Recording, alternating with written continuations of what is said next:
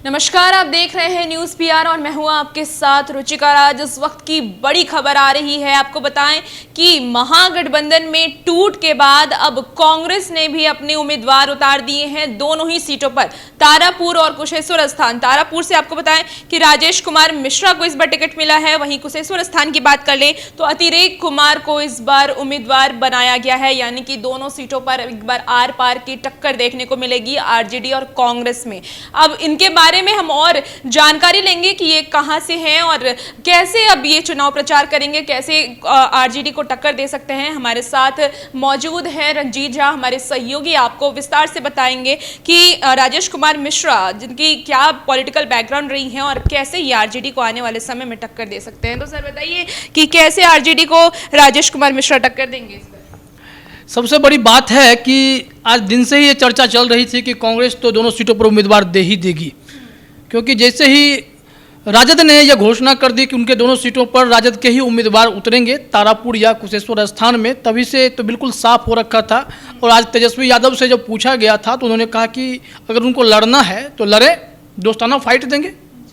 ये दोस्ताना फाइट कितना नुकसान करेगा तेजस्वी यादव शायद आकलन करने में लगता है चूक रहे हैं, क्योंकि तारापुर में थोड़ी देर के लिए आप नज़रें झुका सकते हैं, लेकिन कुशेश्वर स्थान को आप नज़रअंदाज नहीं कर सकते। तारापुर में जिसे टिकट दिया गया है कांग्रेस की तरफ से, वह राजेश कुमार मिश्रा हैं, जो 2020 के बिहार विधानसभा चुनाव में भी उम्मीदवारी कर चुके हैं। वहाँ पे मैदान में थे और उन्हें 10,000 से अधिक वोट हासिल हुआ था। तो 10,000 वोट मायने रखता है हार जीत के फासले को ठीक करने के लिए या उसको गड़बड़ कर देने के लिए। तो ऐसे परिस्थिति में राजेश कुमार मिश्रा उस वक्त भी कांग्रेस के टिकट पे ही चुनाव लड़ना चाहते थे, क्योंकि जब सीट शेयरिंग का फॉर्मूला तय हुआ तो उसमें यह तय किया गया कि तारापुर सीट जो है वह राजद को जाना है। और राजद के खाते में जाने के बाद राजेश कुमार मिश्रा नाराज हो गए थे, क्योंकि मदन मोहन झा से उनके अच्छे संबंध बताए जाते रहे हैं और मदन मोहन झा ने पूरी कोशिश की थी कि आप चुनाव तो लड़ेंगे, लेकिन बातें नहीं बन पाई, जिसके चलते राजेश कुमार मिश्रा निर्दलीय मैदान में उतर गए थे, जिसके कारण जो है वोट का जो आंकड़ा है कम से कम वो 10,000 के आसपास वोट काट गए। 10,000 वोट का ही अगर आप देखेंगे जो अंतर था, वो मेवालाल चौधरी और जो राजद के उम्मीदवार थे उनके बीच में जो यह गैप था, यानी दिव्या प्रकाश के बीच में 7,000 वोटों का अंतर था। अगर साथ मिला होता तो राजद बाजी मार गया होता। तो राजेश कुमार मिश्रा उस वक्त जो है एक फैक्टर के रूप में काम किए राजद को वहां पे हराने में। तो शायद तेजस्वी यादव को यह लग रहा है कि उस वक्त तो यह फार्मूला काम कर गया, लेकिन अब वही चीज़ तो फिर से हो गया ना, कि उन्होंने नुकसान किया है। आपका 7,000 का ही वोट था, आपने कैंडिडेट भी बदल दिए। इस बार आपने जयप्रकाश नारायण यादव की बेटी को तारापुर से टिकट नहीं दिया, आपने जो है नए चेहरे को आपने खड़ा कर दिया, अरुण शाह को। और यहाँ पर कांग्रेस ने जवाब में उसी निर्दलीय उम्मीदवार को सामने खड़ा कर दिया है। हालांकि यहाँ पर देखना होगा कि वोट कितना लाते हैं, कितना काट पाते हैं। जैसे कि आपने बताया, अभी कांग्रेस और आरजेडी दोनों विरोधी दल हैं, दोनों ने अपने अपने उम्मीदवार खड़े कर दिए हैं। वहीं जदयू की तरफ से राजीव कुमार सिंह जो कि उम्मीदवारी इस बार लिए हैं, इसके पहले भी जदयू की ही सरकार रही है, तो क्या लगता है आपको कैसा इस बार का समीकरण होगा, कैसे चुनाव के माहौल होंगे? ये परिस्थिति आप समझ लीजिए कि कहीं ना कहीं तारापुर में राजीव सिंह को बड़ा फायदा पहुंचने वाला है।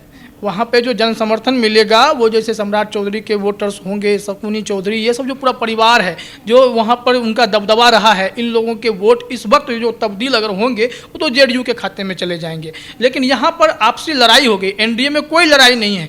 एक मत से आज मुख्यमंत्री नीतीश कुमार ने भी यह स्पष्ट किया कि राजीव कुमार सिंह के नॉमिनेशन में हमने सबको भेजा है और सब लोग एकजुट से हम कह रहे हैं, वह ये मत कहिए कि वो सिर्फ जदयू के उम्मीदवार हैं, वह एनडीए के भी उम्मीदवार हैं। वहाँ तो एकजुटता है, यहाँ महागठबंधन में दरार है। साथ ही साथ दरार के साथ साथ आपको टेंशन दिख रहा है कि कांग्रेस ने जिस उम्मीदवार को खड़ा किया है उनकी अपनी पकड़ है वहाँ पे। अब कितनी है, वोट में कितना तब्दील कर पाते हैं, 2020 के नतीजों से सिर्फ ये लगता है कि किंग मेकर की भूमिका में वो हैं। अगर जदयू अगर जीतता है तो वोट काटने वाले यही कहलाएंगे। अगर आरजेडी अगर जीतता उस वक्त अगर साथ दिए रहते तो शायद जीत उनकी पक्की होती। तो ऐसे परिस्थिति में राजीव कुमार सिंह वहाँ से आगे निकलते आपको दिखाई पड़ेंगे। लेकिन बात अगर अब हम कुशेश्वर स्थान की करें, क्योंकि हम लोजपा फैक्टर की बात अभी नहीं कर रहे हैं, लोजपा फैक्टर भी काम करने वाला है, जिस पर हम किसी और समय चर्चा करेंगे। जैसे ही हेलीकॉप्टर से एक कैंडिडेट उतरेंगे तारापुर कुशेश्वर स्थान में, लोक जनशक्ति पार्टी रामविलास यानी चिराग गुट की मैं बात कर रहा हूँ, तो वहाँ से भी एक अलग सियासी समीकरण आपको देखने को मिलेगा। लेकिन कुशेश्वर स्थान में क्या चल रहा था कि शशि भूषण हजारी का निधन हुआ, जदयू के ही वो विधायक थे, और इसके साथ ही उनके बेटे को अब टिकट दे दिया गया, अमन भूषण हजारी को दिया गया। तो यहाँ पे लगता है कि एक सहानुभूति वोट जो होता है बहुत क्लियरली उनको मिल जाएगा। लेकिन यहाँ पर राजद ने गणेश भारती को खड़ा कर दिया, तो गणेश भारती क्या करेंगे यह तो थोड़ा सवाल है, लेकिन अशोक राम क्या कर सकते थे इस पर कोई संशय नहीं है। अशोक राम को भले ही राजद का साथ मिला और वोट जो लेकर के आए, तो उनके भी हार जीत का आंकड़ा जो है कोई खास बड़ा गैप नहीं था, और अशोक राम ने भी इस बार खुद खड़े होकर नहीं होकर अपने बेटे को अतिरेक कुमार को खड़ा किया, जो कांग्रेस में वो भी अच्छे खासे जो है जाने जाते हैं कि युवा कांग्रेस के पूर्व महासचिव रहे हैं। तो ऐसे में कांग्रेस में उनकी पैठ रही है, जिसका नतीजा हुआ कि अशोक राम ने जो काम किया उसी के बलबूते उन्होंने उनके बेटे को टिकट दिलाया। बस फेस बदलने की कोशिश हुई है। शायद इस बार की जो रणनीति है वह यही कहती है कि जैसे ही तारापुर में राजद ने कैंडिडेट बदल दिए, उसी तरह इस बार कांग्रेस ने भी कुशेश्वर स्थान में जाकर के कैंडिडेट बदल दिए। स्ट्रेटेजी एकदम सेम ही अपनाया जा रहा है। हाँ, लेकिन परिवार में ही देखिए कैंडिडेट सबके बदल गए। शशि भूषण हजारी तो रहे नहीं, तो बाय डिफॉल्ट अमन भूषण हजारी को टिकट दे दिया गया। नीतीश कुमार ने तय किया, ललन सिंह ने तय किया, एनडीए ने तय किया, ये उनको दे दिया गया। सहानुभूति वोट के साथ इनका जो दबदबा है वो मुझे लगता है कि इस वक्त उनका ही भारी है, क्योंकि यहाँ पर भी वोट काटने की स्थिति में आ जाएगा राजद। अगर कांग्रेस के अपने जनाधार की अगर हम बात करेंगे, चूंकि सुरक्षित सीट है वो कुशेश्वर स्थान, उसमें एससी का ही कोई उम्मीदवार जो है वहाँ पे फाइट दे सकता है। तो ऐसे में अशोक राम प्रबल दावेदार के रूप में देखे जा रहे थे। महागठबंधन की सहमति नहीं थी और कांग्रेस अपने जीत पर अड़ी थी कि यह सीट हमें फिर से चाहिए, क्योंकि जो हार जीत का आंकड़ा है, फासला है, वो बेहद कम है। लेकिन राजद को यह लगा कि यह सीट जो है, तेजस्वी यादव को खास करके यह लगा कि यह सीट तो हमारी वजह से अशोक राम को इतने सारे वोट आ गए, तो हम उनको क्यों दें, हम खुद क्यों नहीं चुनाव लड़ें। बार बार यही कहा गया कि हम वो गलती नहीं दोहरा सकते। ये इन्होंने भी कहा है, जगदानंद सिंह ने भी कहा कि हम गलती नहीं दोहराना चाहते हैं। तो ऐसी परिस्थिति में अब अशोक राम के बेटे अतिरेक को टिकट दे करके कांग्रेस ने भी एक चाल तो चली है। अब यहाँ पे देखना होगा कि जब चुनाव प्रचार का वक्त आएगा कि लालू यादव का प्रचार फैक्टर काम करेगा या कांग्रेस के लिए कोई स्टार प्रचारक वहाँ जा करके वो माहौल बना पाता है, या तेजस्वी यादव का जादू चलेगा, क्योंकि एनडीए का पलड़ा अभी लगातार वहाँ भारी दिखाई पड़ता है। तो ऐसे परिस्थिति में जो ये पूरा समीकरण है कि हर एक जगह मामले को दिलचस्प कर दिया गया। इस दौरान पप्पू यादव की भी खबरें सामने आ रही कि तारापुर से वो भी चुनाव लड़ सकते हैं। फिलहाल तो इस पे मुहर नहीं लगा, लेकिन आ रही है खबरें। तो क्या लगता है पप्पू यादव कितना दावेदारी पेश कर? देखिए, जाप सुप्रीमो पर हमारी तो नज़र बनी हुई है पप्पू यादव पर कि दिन भर से कई तरह की खबरें आई। 2-3 दिन से खबरें चल रही हैं। जब वह जेल में थे तब रिहा भी नहीं हुए थे, तभी एक खबरें दौड़ गई कि पप्पू यादव तारापुर से कॉन्टेस्ट करेंगे, मैदान में उतरेंगे। थोड़ी देर बाद खबर आई, अगले दिन खबर आती है कि पप्पू यादव जो है वो कांग्रेस के टिकट पे चुनाव लड़ेंगे। लेकिन यह बातें थोड़ी डाइजेस्ट नहीं हुई कि कांग्रेस के टिकट पे क्यों लड़ेंगे, क्योंकि खुद एक फेस हैं, उनकी खुद पार्टी है, पार्टी के वो सुप्रीमो हैं। ऐसे में कांग्रेस के टिकट पे क्यों लड़ेंगे।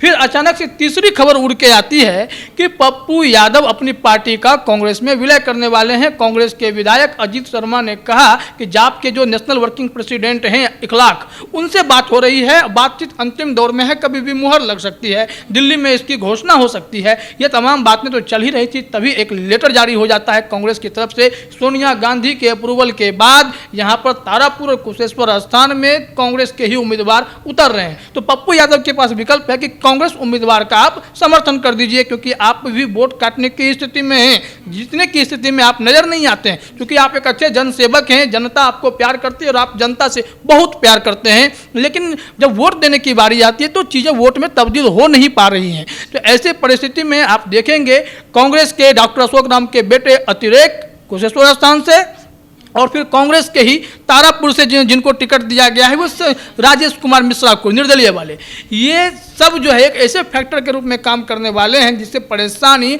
अल्टीमेटली राजद को होगी, तेजस्वी यादव को टेंशन होगी। भले ही वह कहते रहे कि मित्रवत फाइट हम देने जा रहे हैं, दोस्ताना फाइट है, लेकिन ऐसा कुछ है नहीं।